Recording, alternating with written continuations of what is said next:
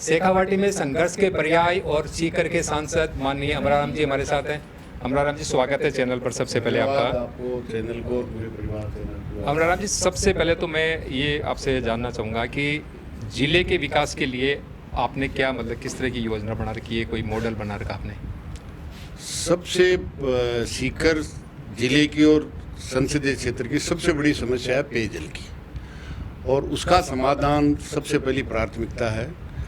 दूसरा, जो किसान को बहाव और नौजवान को रोजगार का सवाल है। ये शेखावाटी वो है जो सबसे ज़्यादा सैनिक देती है, सबसे ज़्यादा डॉक्टर देती है, और सब दुश्मन सेनाओं से मुकाबला होता है तो सबसे ज़्यादा शहादत देती है।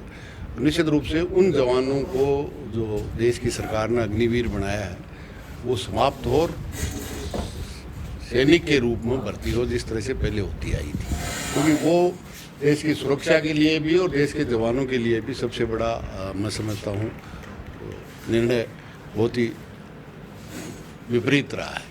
अभी आपने पेयजल की समस्या के बारे में बात की, तो आज तक के ज़्यादातर जो शेखावाटी के नेता है वो ये बेवकूफ़ बनाते रहे कि हम नहर ला रहे हैं, नहर ला रहे हैं। मेरे ख्याल से अभी तक तो पीछे कुछ कांग्रेस के जो कार्यकर्ता हैं वो एक यशवर्धन, उन्होंने कोई याचिका वगैरह लगा रखी थी, उनसे मुझे डाटा मिले कि कुछ हुआ ही नहीं।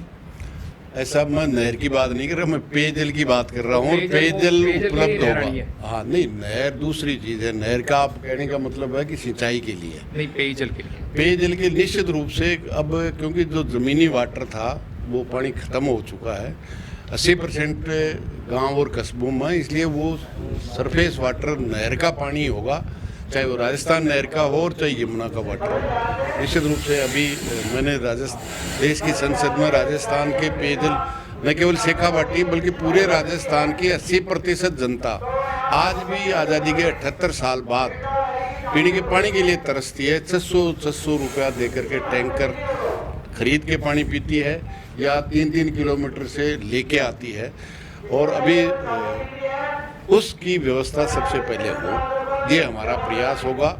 निश्चित रूप से इसकी आवाज़ मैंने देश की संसद में भी उठाई है, और सरकार ठीक से मानेगी ठीक से, वरना बेठीक से मनाना भी मुझे आता है। जनता का जो साथ है, आज तक भी जो भी सरकार जनता की वाजिब मांगे नहीं मानी है, चाहे 13 दिन हो, 13 महीने बैठना पड़ा हो, और जनता ने साथ दिया है, इसलिए मना नहीं। अमराराम जी, आप किसानों के हित के लिए लड़ने में बहुत ही लोकप्रिय हैं।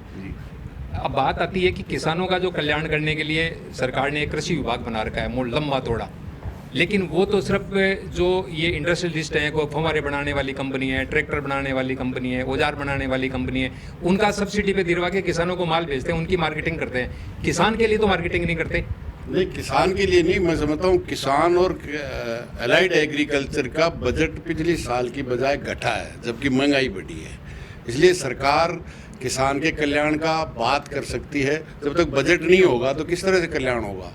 न विभाग में, जब विभाग तो जब भी कर पाएगा ना जब विभाग को उससे बढ़ करके बजट मिलेगा। 10% तो महंगाई बढ़ गई एक साल में, आप अंदाजा कीजिए। इसलिए उस किसान की सबसे बड़ी मांग है उसके प्रोडक्ट की, जो कुछ भी खेत में दूध पैदा करता है, अन्न पैदा करता है, रोटी जैसी पैदा करता है, और उसका न्यूनतम मांग रहा है। फैक्ट्री की तरह ये पेंसिल बन के आती है कारखाने में, अधिकतम कीमत देनी पड़ती है, लेकिन सर किसान का बाजार मांग रहा है वो नहीं, बाजार तय करता है। बाजार तय करता है। सरकार से इतना ही निवेदन है कि न्यूनतम तय करते, उससे नीचे सरकार को खरीदना भी नहीं है। वो कानून बना दे कि उसकी लागत, जो स्वामीनाथन का आयोग जो सबसे बड़ा इस देश का कृषि वैज्ञानिक था, पूरे देश में घूम के उसने जो समाधान दिया, इस देश का अन्नदाता आज़ादी के 8 दशक बाद भी अगर आत्महत्या करता है कर्जे के कारण, निश्चित रूप से इससे ज़्यादा दर्दनाक नहीं हो सकती। और वो है केवल भाव देना, क्योंकि सब बीज, खाद, डीजल, जो पेस्टिसाइड, जो कुछ भी खेत में काम आता है वो कंपनियों के हवाले कर दिया, और कंपनियों ने उसका दाम है इतना बढ़ा दिया। और अभी तो आपने देखा होगा कि खीरे की एक कंपनी जिसने इसी दांतरामगढ़ तहसील में और नागौर जिले में और सीकर जिले में नकली, जिसको लाइसेंस नहीं था, किसान को कई लाख करोड़ों रुपए के नीचे देने का काम किया है। उसका लाइसेंस भी निरस्त हुआ है। उन किसानों को जिनका नुकसान हुआ है उस देश की संसद में भी उठाया, और उनको मुआवजा दिलाने का भी काम करेंगे। निश्चित रूप से जो लड़ाई इस देश का किसान और जवान लड़ रहा है आज, सबसे बड़ी बेरोजगारी, किसान आत्महत्या कर रहा है, वो बेरोजगार और बड़ी बड़ी अंबानी अडानी मालामाल है। 500 देश के अमीर लोग जो 500 कंपनियां हैं उनको 40 लाख करोड़ में से 5 लाख करोड़ रुपया उनको देंगे। तो सरकार उनकी है जो 500 परिवार हैं। इस देश की 140 करोड़ जनता के लिए आप सरकार ये नहीं मुद्दे है। विधानसभा लोकसभा में बिल्कुल उठा रहे हैं। लोकसभा में उठाए हैं और उठाए नहीं है। मैं ये दावा करता हूं तो 10 साल में इस इलाके की आवाज़ नहीं उठी, वो 10 दिन की लोकसभा में उठाई है। और जो 50 साल में नहीं उठी सीकर जिले की विकास, बहुत बड़े बड़े लोग गए, कृषि मंत्री गए, ग्रामीण विकास मंत्री गए, लेकिन इस इलाके में पीने का पानी नहीं है। इससे ज़्यादा और क्या अफसोसजनक बात होगी।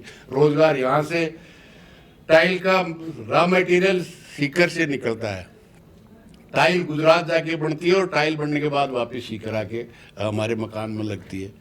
तो यहाँ कारखाना नहीं, यहाँ पानी नहीं, कोई रोजगार का साधन नहीं। जो कुछ सेना में भर्ती होते थे उनको अग्निवीर बनाने का काम किया। तो ये सब जितने भी समस्याएं जिनके लिए पूरा देश की जनता अपनी समस्याओं के लिए लड़ रही है, मैं समझता हूँ वो आवाज़ बनकर अमराराम सड़क से संसद तक उसको आवाज़ देने का काम करेगा। आपके अमराराम जी, एक आखिरी सवाल मेरा ये है कि इस बार जो आपका चुनाव था तो आपने बहुत सी ऐसी जगह जहाँ पे हमेशा आपके विरोधी लीड में आते थे, जैसे इस गांव की भी बात करूँ तो यहाँ हमेशा बीजेपी लीड में आती थी। इस बार आप लीड में आए हो, यहाँ भी आप लीड ली आपने, तो ये क्या पूर्व सांसद की अकर्मण्यता थी या आपकी लोकप्रियता? मैं 20 साल तक राजस्थान की विधानसभा में रहा हूँ और उसमें 15 साल इस धोद विधानसभा क्षेत्र से रहा हूँ। जीतने के बाद मैंने कभी भी ये किसी एक व्यक्ति से भी ये नहीं पूछा कि इसने किसको वोट दिया है, क्योंकि जीतने के बाद चाहे विधायक जीता चाहे अभी सांसद जीता हूँ, अभी मैं 22 लाख से ज़्यादा जो मतदाता इस लोकसभा क्षेत्र में उन सबका मैं प्रतिनिधि हूँ। और वाजिब काम जिसने वोट दिया उसने भी और नहीं दिया वो भी आएगा, तो अमराराम उसके लिए लड़ाई लड़ेगा। और जो कुछ भी मैंने तो इस 40 साल में लड़ाई लड़ी है सबके लिए लड़ी है, किसी एक पार्टी, एक जाति, एक धर्म के लिए नहीं, किसान, मजदूर, नौजवान, विद्यार्थी के लिए लड़ी है। और वो लड़ाई मैं आगे भी लड़ता रहूँगा जब तक मेरी आखिरी सांस है, जब तक लड़ता रहूँगा।